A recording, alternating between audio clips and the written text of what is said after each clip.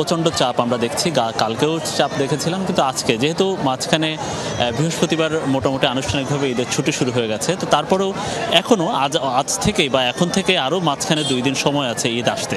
তো এই 2 দিনের মধ্যে যারা আসলে একটু নিম্ন আয়ের মানুষ বা একটু চাকরি বাকরি করেন, তারা একটা দিন হলো বেশি কাজ করে তারা যেতে চান। এই কারণে আমরা দেখছি যে মোটামুটি কালকে যেরকম ভিড় ছিল আজকেই সেরকম ভিড়, একেবারে উপচে পড়া বা কানায় কানায় বা তিল ধারণের ঠাঁই নেই এরকম অবস্থা না, সেটা হয়তো সন্ধ্যা নাগাদ আরও বাড়বে।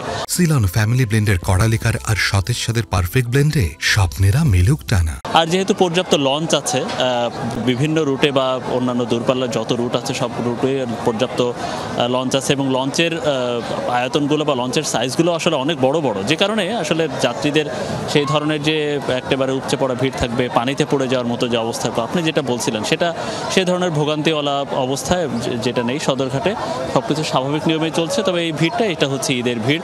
আমরা যেটা দেখছি যে একেবারে চাঁদপুর অংশের যে পন্টন যেগুলো, এছাড়া বরিশাল অংশের যে পন্টন, এছাড়া বরিশালের আশপাশের জেলাগুলো যেটা বরগুনা, ভোলা বা অন্যান্য যে বা হাতিয়া, এরকম দূরপাল্লা যে পন্টনগুলো রয়েছে, কানায় কানায় লোকজন ভর্তি, ডেকে লোকজন ভর্তি, এবং এছাড়া আছে ছাদে।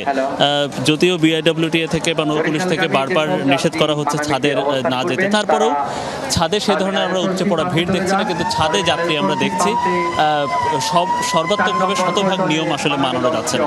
নৌ পুলিশ বলছে বা বিআইডব্লিউটিএ বলছে এটা আসলে কিছুটা একটু স্বাভাবিক চিত্র, যে আসলে এটা মানুষের সচেতনতার বিষয় যে ছাদে চড়বে কি না চড়বে। এছাড়া কেবিন কানায় কানায় পূর্ণ, ডেকও কানায় পূর্ণ, সবাই চাচ্ছেন যে এই তীব্র গরমের মধ্যে লঞ্চের এই যাত্রাটা আসলে যাতে সফলভাবে তারা ঈদে বাড়ি যেতে আসতে পারেন লঞ্চে করে। মনির, ধন্যবাদ আপনাকে। দর্শক, পাটুরিয়া ঘাটে যেতে চাই, সেখানে ফেরি ও লঞ্চ পারাপারের খবর জানাবেন আমার সহকর্মী বিএম খোরশেদ। খোরশেদ আমার সাথে যুক্ত আছেন। খোরশেদ, কি অবস্থা দেখছেন ফেরিঘাটের এবং লঞ্চে যাত্রী পারাপার পরিস্থিতি বা কেমন দেখছেন আপনি? লঞ্চে এই মুহূর্তে বেশি মানুষ পারাপার হচ্ছে।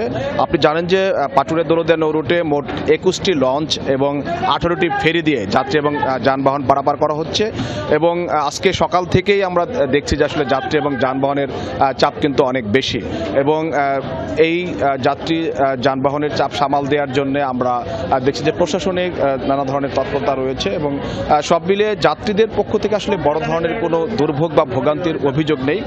তবে যে বিষয়টি সকাল থেকে জানাচ্ছিলাম যে নদীতে কিছুটা স্রোতের কারণে লোড আনলোডে বা পারাপারে কিছুটা সময় কিন্তু বেশি লাগছে, এবং এছাড়া আরেকটি বিষয় যেটা রয়েছে যে ফেরি পারাপারে যে লুজ যাত্রী যারা রয়েছেন তাদের কাছ থেকে আসলে টিকিটের মূল্য কিন্তু, অর্থাৎ ফেরি ভাড়ার যে মূল্য যেটা 36 টাকার স্থলে 40 টাকা নিচ্ছে, এই ধরনের অভিযোগটা কিন্তু রয়েছে। এর পরবর্তীতে আমরা স্থানীয় প্রশাসনকে বলেছিলাম, তারা আসলে কিছুটা তৎপরতা দেখিয়েছিল, পরবর্তীতে দেখেছে আসলে প্রশাসনের চোখকে ফাঁকি দিয়েই সেই অতিরিক্ত ভাড়া কিন্তু এখনো নেওয়া হচ্ছে।